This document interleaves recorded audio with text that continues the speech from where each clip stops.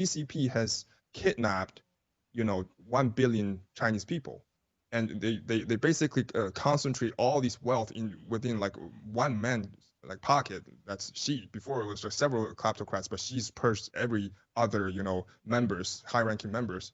He's been disappearing, for example, rocket force, generals and foreign ministers, defense ministers, all these people. Like he's been purging everyone, and now it's one-man party. It's Xi party, Xi's Communist Party, and then he used that to blackmail the whole world with money, right? And every time there's a talk, it's not necessarily a fair conversation. Every time they say, okay, I give you this, and then you keep silence on Taiwan. Or give you, or if you say something on something like I do not agree, then we will pull back. We'll pull back investment. We'll pull back.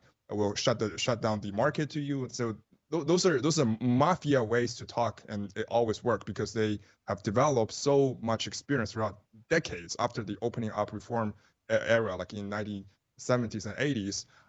For over 30-40 years, they know how to deal with Westerners, and then they have corrupt influence on certain people, right? For example, Kissinger just passed away aged 100 years old. He's been one example, right?